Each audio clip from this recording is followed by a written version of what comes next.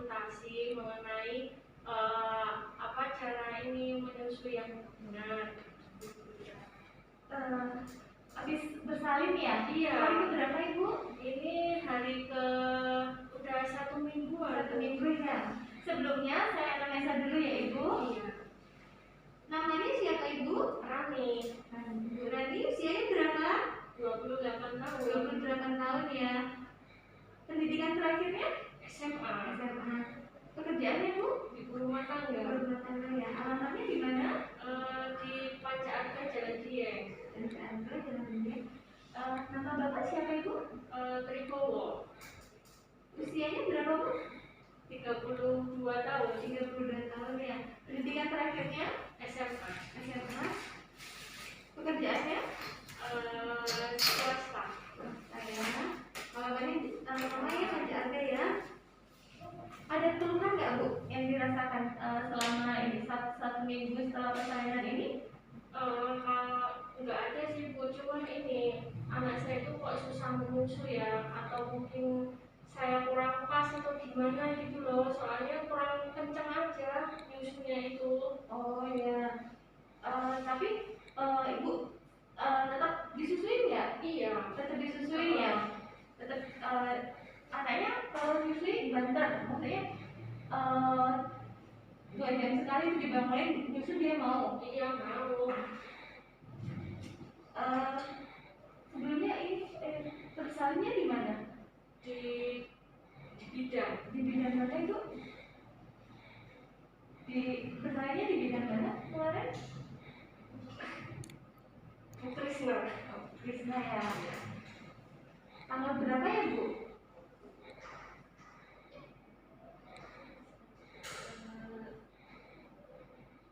Kemarin tanggal awal Desember Bu. Awal Desember ya. Normal ya? Iya. Ada jahitan? Ada. Jahitan ya. Tidak ada penyakit selama persalinan kemarin? Tidak ada.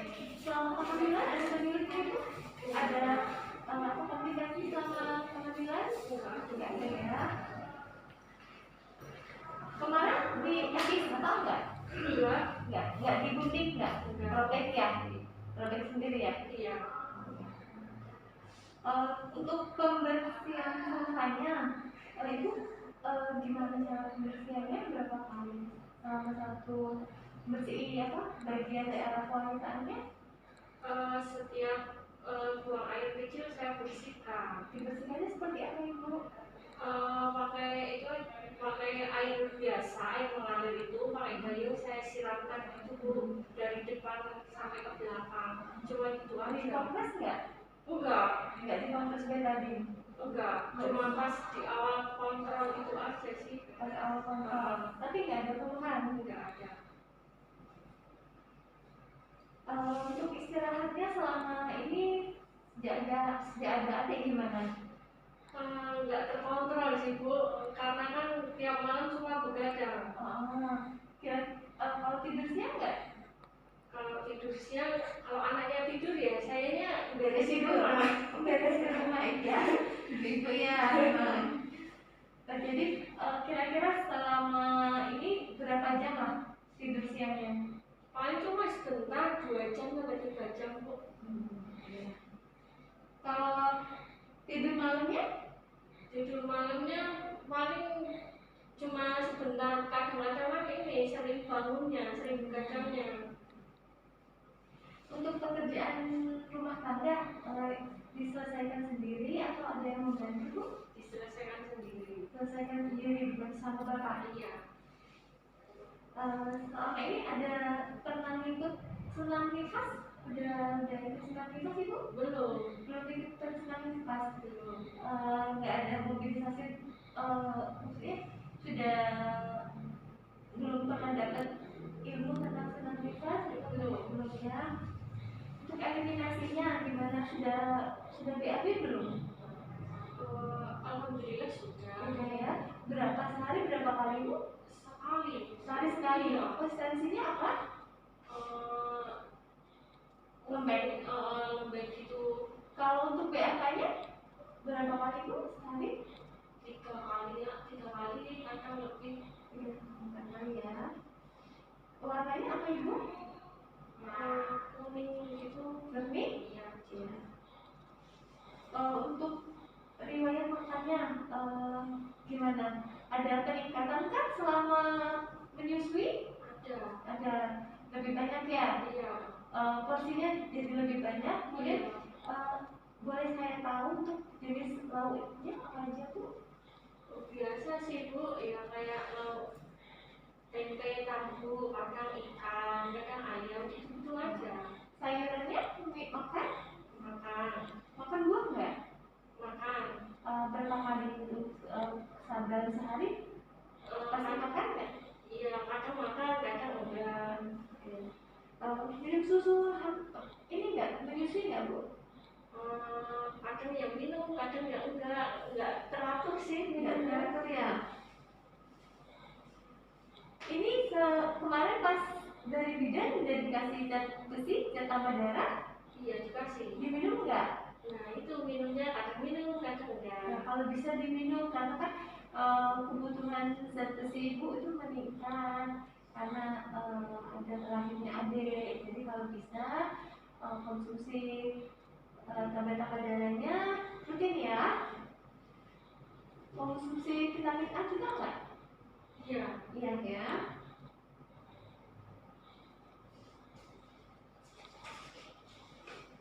Ada obat-obatan yang dikonsumsi selain yang diberi sama bidannya Bu? Tidak ada. Ada ya. Untuk pengeluaran perhaginan saat ini gimana? Warnanya apa? Merah. Merah kuning-kuningan itu ya? Iya. Berapa kali dari itu? Bisa 3 kali. Tiga kali ya? Karena gak nyaman. Iya. Ada baunya? Nggak ada ya. Apakah Ibu sudah memberikan ASI pada adik yang kira-kira menurut Ibu benar nggak saya memberikan ASInya? Gimana ya, saya kurang ini juga sih, kurang.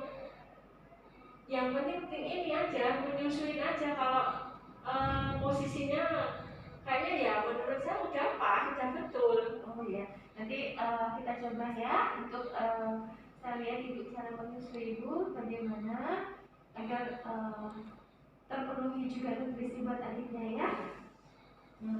Sebelum itu saya lakukan pemeriksaan fisik Ibu dari ujung kepala sampai ujung kaki. Saya cuci tangan dulu ya Ibu.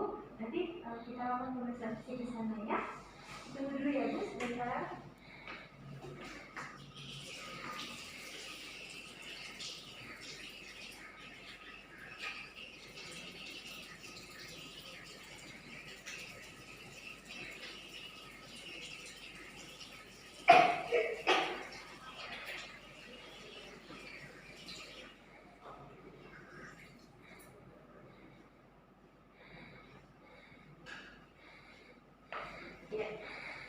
Silakan Bu, tiduran dulu. Saya siapkan alatnya ya Ibu. Oh iya.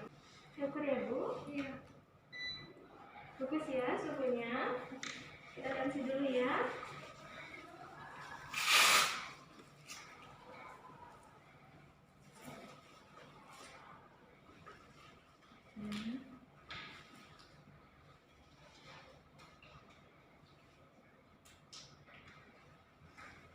Sambil saya angkat tensinya ya.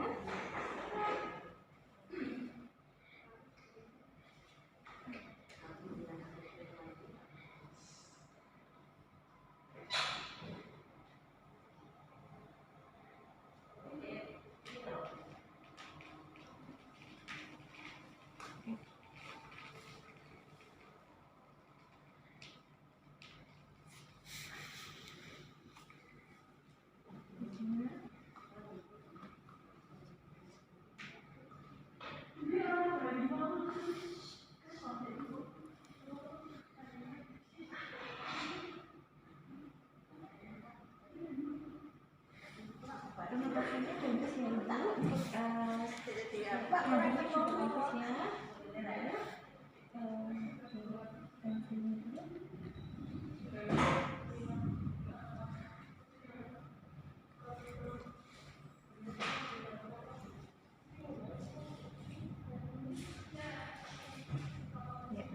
tensinya 110/70 ya.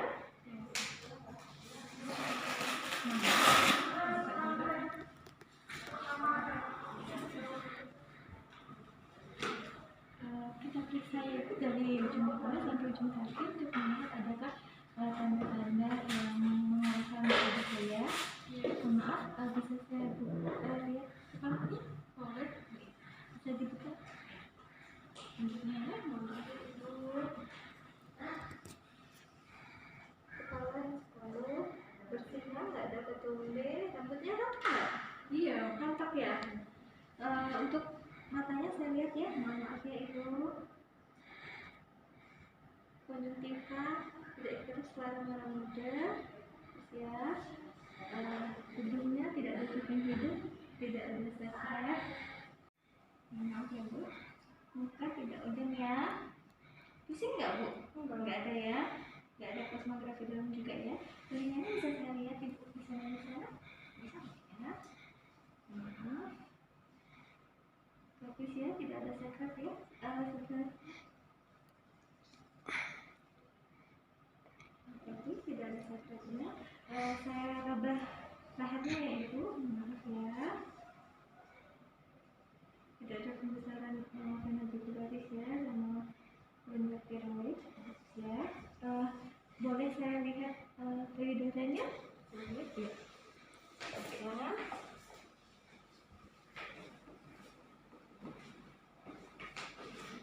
Nah itu bisa tangannya dua-duanya di atas. Ya. Satunya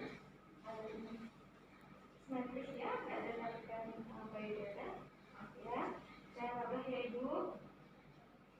Ya ini gantian bu.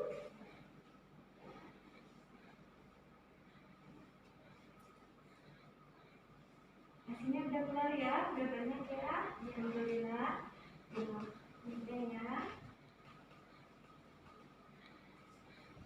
Tidak ada reaksi ada ya. Tidak ada bekas operasi ya ibu. Kontraksinya bagus ya, keras ya. Tidak ada pemisahan juga ya. Kosmografi ini seperti apa ya? Boleh saya periksa rumahnya ibu? Ya.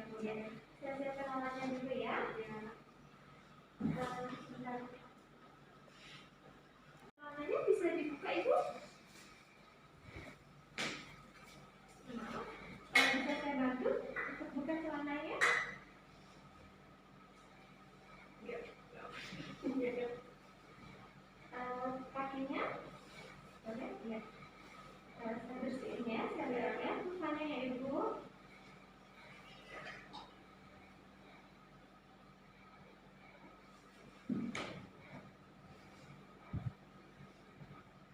Bagus ya ibu, jahitannya udah rapi, sudah bagus. Saya kompres pakai ada tadinya ibu. Iya.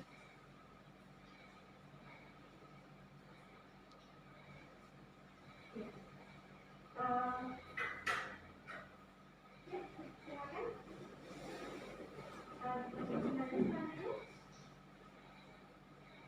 Nggak ada pembesaran penjaring juga ya. Tidak ada udangnya. Penjaringnya.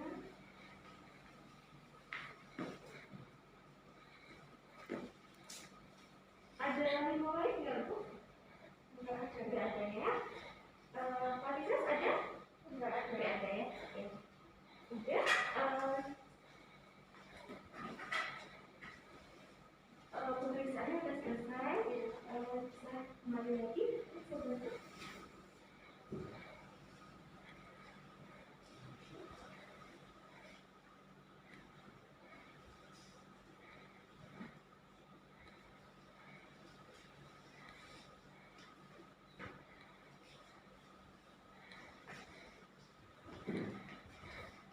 Silakan bu.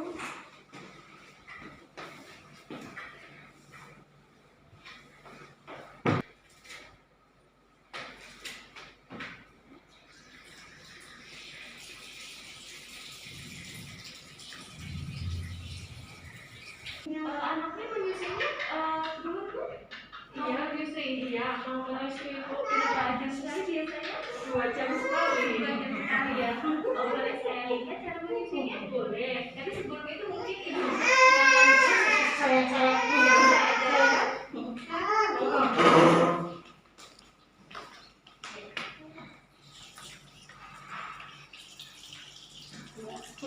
sudah tahu nama kasih tangan ya Bu? sudah. Oh iya. Seperti ini Bu, pertama seperti ini ya, kemudian telapak kaki tangannya, kemudian jarinya, ya, ya. Iya sayang. Silakan Ibu, kita lihat cara menyusui ya. Sebelumnya bajunya mungkin bisa dilepas dulu kaki-kaki. Sayang. Ini ya Ibu. Adanya lagi harus nih.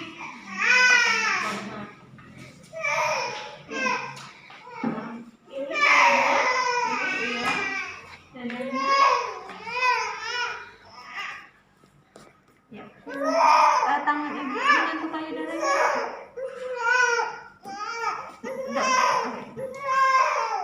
Iya. Ya.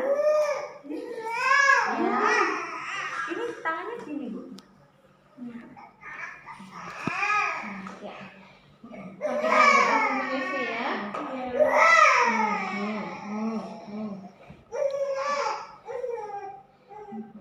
Ya.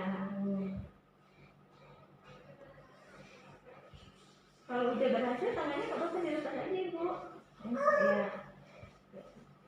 Bagus ya Ibu. Kalau bisa menyusuinya sampai selama 6 bulan ya Ibu. Iya. Izin Bu, bisa dipegang dulu. Saya mau untuk meriksa kembali sama rasanya.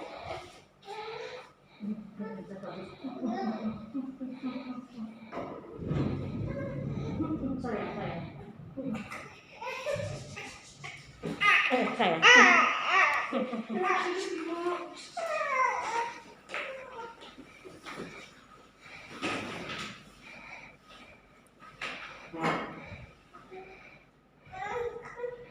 Ibu, untuk nutrisinya bagaimana? Makannya Sayang. Makanannya ya biasa Bu. berapa kali? Sehari 3 kali. Sehari 3 kali ya. Porsinya Porsinya ya agak sedikit ini sih, ada peningkatan banyak gitu Peningkatannya. biasanya. ya. Ibu udah untuk aksi eksklusif udah pernah tahu manfaatnya Ibu? Oh, belum tahu tuh Bu. Oh iya. Aksi eksklusif itu pemberian selama 6 bulan ya tanpa makanan tambahan seperti air putih pun tidak boleh sebenarnya. Jadi nanti setelah 6 bulan baru bisa diberi injeksi makanan termodifikasi. Tapi kalau bisa setelah ini tidak boleh dikasih tambahan dulu. Terus formula juga jangan kalau bisa ya. Kan apalagi ibu tidak bekerja. Untuk manfaatnya banyak sekali manfaatnya dari aksi eksklusif ini. Pertama yaitu sebagai nutrisi bagi bayinya, kemudian zat antibodi untuk bayinya juga, terus untuk pencernaan usus bayinya, bagus untuk pencernaan usus bayinya. Kemudian bisa juga bisa untuk menjalankan kehamilan itu bisa menjalin kasih sayang juga antara ibu sama bayinya, sehingga tercipta bonding kasih sayang yang penuh antara ibu sama bayinya. Kemudian jelas hemat ya, biayanya hemat karena tidak perlu beli susu formula ya. Kemudian untuk menciptakan generasi yang berkualitas juga, dimana aksi eksklusif juga memiliki zat kekebalan. Zat kekebalannya itu di dalam aksi sendiri ada yang namanya anti alergi, kemudian ada faktor bifidus ya, itu ada bakteri menguntungkan baik untuk pencernaan usus bayinya, kemudian ada yang mengandung zat besi juga, di dalam AC itu mengandung zat besi yang bisa digunakan untuk membunuh bakteri tadi. Kemudian antipolio juga, antivirus polio juga. Kemudian untuk komposisinya sendiri, AC itu terbagi menjadi 3, yaitu yang pertama itu kolostrum. Kolostrum itu biasanya terjadi pada hari pertama sampai dengan hari ketiga persalinan. Nah, di mana kolostrum itu warnanya itu kuning, mencari itu kuning. Kemudian itu biasanya kalau dipanasi dia itu menggumpal. Di kolostrumnya tadi biasanya kalau dipanasi menggumpal. Kemudian ada lagi namanya ASI peralihan. ASI peralihan ini itu dikeluarkannya biasanya hari ke-4 sampai dengan hari ke-10, di mana di sana banyak mengandung rendah protein dan tinggi karbohidrat. Jadi karbohidrat dan biasanya volumenya semakin meningkat dari kolostrumnya di. Nah, setelah itu 10 hari ke atas baru ASI matur, ASI yang matang. Jadi di dalam ASI itu ada yang biasanya warnanya putih kekuning-kuningan, itu ada terdapat kasein, riboflavin, dan selatan di dalamnya itu yang bagus untuk pencernaan usus bayi tadi. Kemudian ada antimikroba juga yang bisa melindungi bayi dari infeksi ya. Untuk memperbanyak ASI selama ini ibu gimana untuk memperbanyak ASI? Ada pernah makan atau minum sesuatu? Belum pernah ya. Jadi untuk memperbanyak ASI ya dengan cara yang disusuin tadi 2 jam sekali atau semaunya bayi tadi, Jadi jangan ada jadwal. Kalau bisa bayinya mau 1 jam atau berapa dikasih terus. Jadi semakin sering menyusui, jadi semakin produksi ASI kita semakin banyak. Kemudian juga mungkin kalau misalnya si adik sudah gerah dengan hidungnya bisa dibuka dan bisa disusui bonding dengan kita lebih dekat ya. Kemudian setiap kali ibu menyusui mungkin bisa sambil minum habis menyusui langsung minum, dan minumnya juga harus lebih banyak dari biasanya. Harus ada peningkatan karena produksi kita kan produksi ASI, jadi supaya ASInya banyak kita harus minumnya juga harus banyak seperti itu. Kemudian tidur atau lebih sering berdekatan dengan bayi itu bisa menyebabkan ASInya juga bagus. Terus ada makanan juga, makanan yang bisa mengandung yang bisa memperbanyak produksi ASI seperti makanan yang mengandung laktogen ya, kayak sayur jantung pisang, kemudian daun katu itu bagus. Kemudian kayak daun lembayung itu, daun kacang panjang, pepaya muda itu bagus buat produksi ASInya sendiri. Nah, kemudian ini selama misalnya ini sudah pernah mengolah ASI belum Bu? Belum pernah terasi. Di sini kalau misalnya si adik kan mimiknya sedikit nih, dan gak apa-apa diperah. Misalnya kalau ibu pun keluar, misalnya ada kegiatan keluar, si adik ditinggal, nah pastinya tadi sudah ada persediaan seperti itu. Dan mungkin saya bisa saya ajarkan untuk mengolah ASI. Ibu mungkin sebelum mengolah ASI cuci tangan dulu, kedua tangan, kemudian ambil air hangat, kompres bagian payudaranya dikompres, kemudian tangan kanan setiap misalnya payudara kiri ya ditepuk tangan kiri ya, tangan kanannya mulus sampai ke kuping ya. Setelah dikompres seperti itu mulus sampai kuping. Kemudian satunya juga berganti yang namanya iya benar, seperti itu.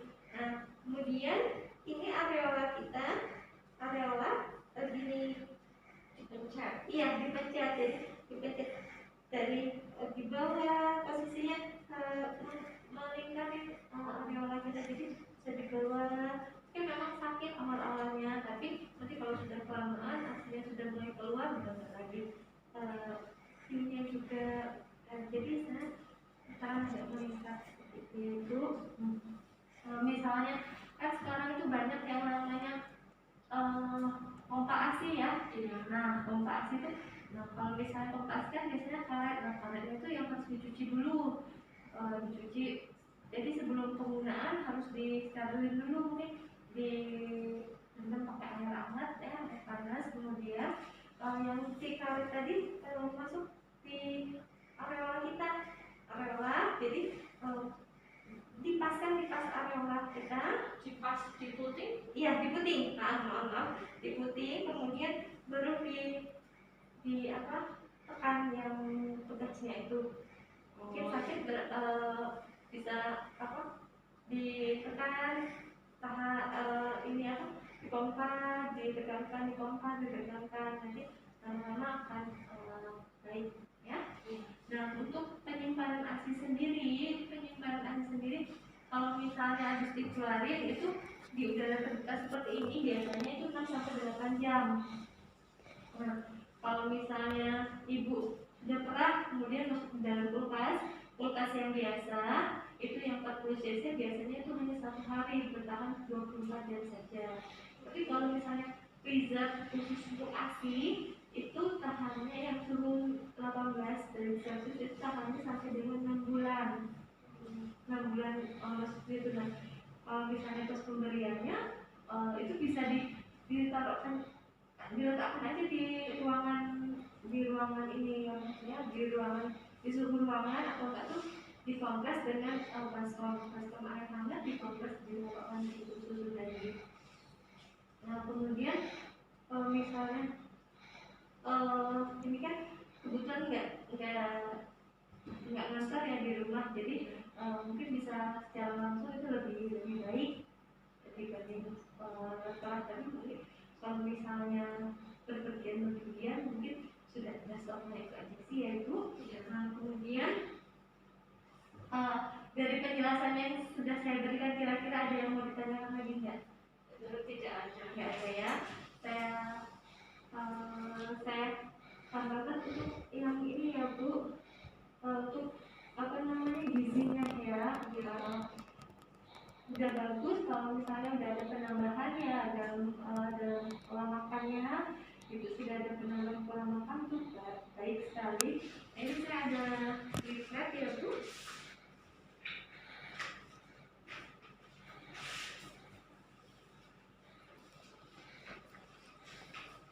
Ini ada leaflet untuk ini nutrisi ya Bu. Di sini ada pedagang menunya yang mungkin baik untuk ini apa namanya, gizi ibu menyusui. Di sana sudah terlihat di sini ada spesies menunya yang mungkin bisa ibu aplikasikan nanti di rumah.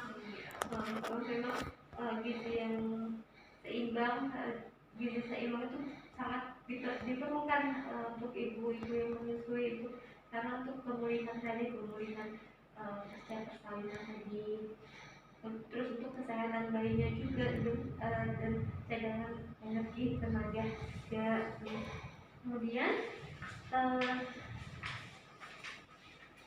manfaat kan di sini terlihat ya Bu, seperti misalnya ini pagi misalnya nasi, telur ceplok, kumis kangkung sama susu. Nah, dimana kan nasi itu mengandung karbohidrat ya. Nah, karbohidrat itu sangat baik untuk sumber energi. Tidak hanya nasi sih sebenarnya, karbohidrat bisa ibu peroleh dari ini kentang, umbi-umbian, terus tuh bisa dari ubi jalar, gandum kayak gitu bisa. Nah, itu good untuk keperluan apa namanya, energi dalam satu hari 60 sampai 70%. Kemudian kayak gini kan telur ceplok. Nah, telur ini kan mengandung protein yang bagus untuk penyembuhan jaringan dan produksi asinya juga. Kemudian di mana telur ini protein bukan hanya dari telur, bisa dari ayam, daging sapi, telur, susu, tempe, kacang-kacangan itu baik di sana buat apa namanya pemenuhan gizi proteinnya. Nah itu biasanya harusnya dipenuhi sekitar 10 sampai 20% untuk kebutuhan kalori per harinya ya ibu. Nah kemudian di sini juga ada lemak. Nah lemak ini misalnya contohnya minyak jagung, ikan. Nah ini bagus untuk otak, perkembangan otak bayinya dan radang mata bayinya itu. Nah itu jumlah kebutuhannya juga selama satu hari 20 sampai 30% ya. Kemudian seratnya, kebutuhan serat bisa dari sayur-sayuran, bisa dari buah-buahan. Nah dimana serat ini untuk melancarkan BAB. Nah ya, jadi kebutuhan serat kita juga itu dibutuhkan 29 mili per harinya ya ibu. Nah kemudian kebutuhan zat gizi juga. Nah tadi kan ibu bilang bahwa jarang minum tablet tambah darah ya. Nah kalau bisa tablet tambah darah ini diminum karena di sana sangat baik untuk mencegah anemia sama meningkatkan daya tahan tubuh ibu. Karena memang sebenarnya apa namanya dalam makanan kita itu ada kayak dari hati, sayuran hijau itu ada zat besinya, tapi untuk saat ini bisa kita lebih cukupi dengan kita tambahkan dengan tablet tambah darah tadi karena kebutuhannya memang lumayan besar 28 mili per harinya. Kemudian iodiumnya juga ibu, iodiumnya seperti garam iodium. Nah itu sangat dibutuhkan untuk pertumbuhan fisik dan mental. Nah dimana kebutuhannya juga lumayan besar itu 200 mili per harinya. Terus kemudian kayak vitamin C, vitamin A itu sangat dibutuhkan juga untuk apa namanya untuk tubuh kita. Dimana vitamin A tadi bisa ibu dapat dari hati, sayuran hijau, sayuran yang tua ya, sama sayuran kuning. Nah, dimana kan juga vitamin A itu bagus untuk daya tahan tubuhnya. Nah, untuk vitamin C juga untuk mempercepat penyembuhan luka, kemudian untuk pemulihan juga butuhnya itu 85 mg per hari ya. Untuk kebutuhan cairan, nah cairannya ibu sudah baik, minumnya sudah lebih meningkat kan. Nah, itu karena memang kita selama menyusui kebutuhan cairan kita itu lebih meningkat. Kita kalau bisa itu 3 literan per hari ya. Kemudian untuk kebutuhan kalori itu penambahan kalori selama satu hari ibu menyusui itu 2.900 kalori. Jadi memang lebih meningkat. Sebenarnya ibu udah bagus ini kita apa ya kita sharing aja sih sebenarnya ibu, bisa sharing aja mungkin apa yang sudah ibu makan sudah cukup, tapi mungkin tambahan aja, sharing aja ya. Untuk penyajian makanannya kalau misalnya ibu gimana cara memasaknya? Kalau misalnya dicuci dulu atau dipotong-potong dulu? Dicuci dulu baru dipotong. Iya bagus.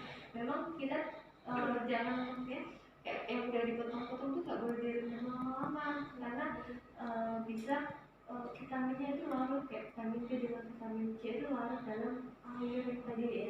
Benar kalau misalnya dicuci dulu baru dipotong-potong sehingga vitaminnya tadi tidak larut dalam air. Kemudian untuk daging, masak ikan itu juga harus makan ya ibu, biar apa namanya bakterinya juga hilang seperti itu. Kemudian ada pantangan nggak selama ini? Maksudnya selama periode menyusui ini ada pantangan nggak ibu? Nggak ada, makan terus ya? Iya.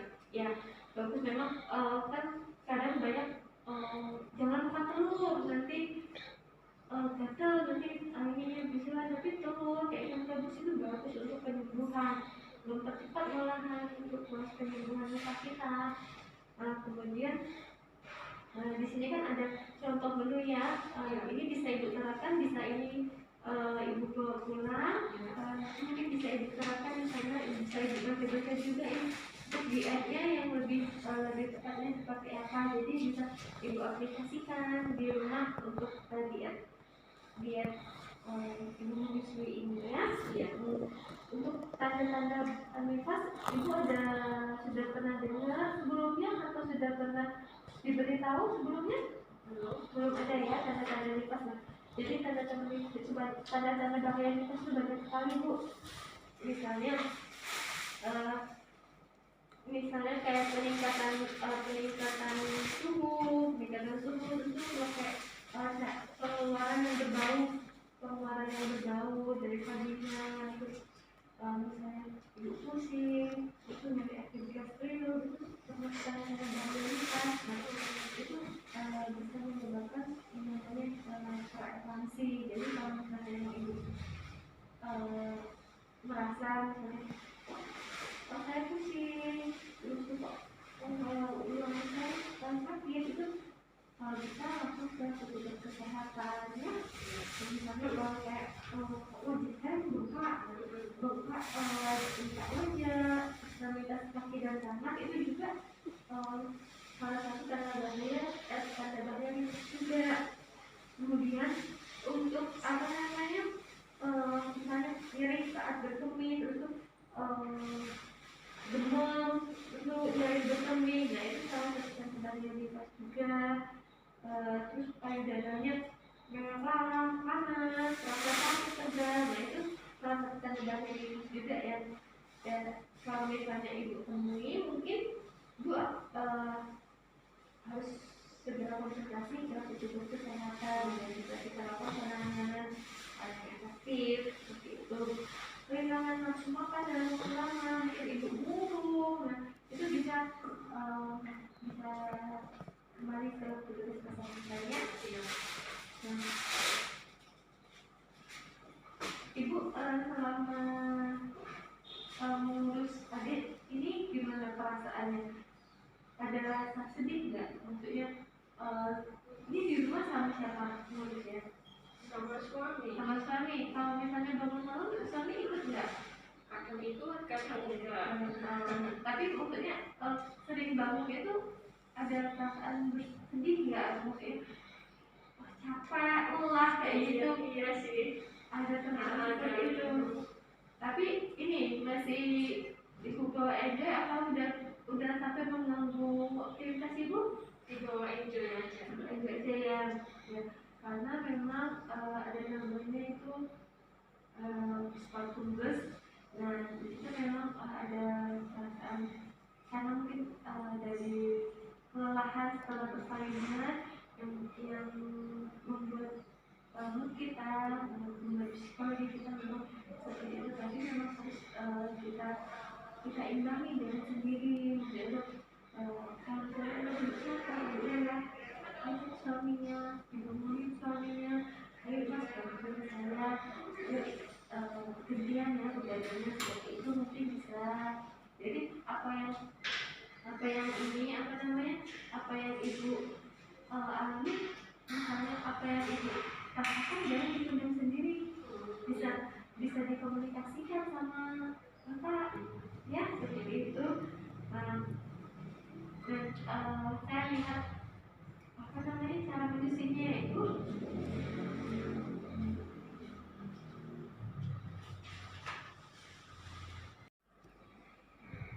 kalau bisa nanti setelah menyusui bisa dibawain ya. Jadi kalau adiknya di kampus seperti ini, kemudian untuk dadanya kalau misalnya belum terbawa ditulis sampai 10 sampai 15 menit belum mulai ditidurin biar tidak gemuk ya. Atau nggak tuh diturutin adiknya ditukuk puncaknya itu biar apa sebenarnya juga seperti itu, jadi tidak gemuk. Terus nanti kalau misalnya penyusunya kalau bisa bergantian untuk payudaranya, payudara kanan selama 10 sampai 15 menit, baru payudara kiri 10 sampai 15 menit secara bergantian. Kemudian dari penjelasan yang sudah saya berikan, ada yang mau ditanyakan? Tidak ada. nggak ada keluhan lainnya? Tidak ada. Yang penting prinsipnya adalah itu di bawah aktif itu. Kalau memang yang namanya kita punya baby pasti ikut ada, iya, tapi harus diaktif sehingga tidak menyebabkan imun kita. Kalau makanan juga harus konsumsi makanan lebih banyak lagi. Kalau apa namanya, ada yang perlu ditanyakan kembali Bu dari penjelasan yang telah saya sampaikan? Sudah tidak ada, Bu. Tidak ada. Ya, mudah-mudahan Bu Dewi sehat selalu ya, Ibu juga sehat selalu ya. Terima kasih ya Bu atas penjelasannya. Saya jadi lebih mengerti, lebih dapat ilmu juga. Iya, sama-sama. Semoga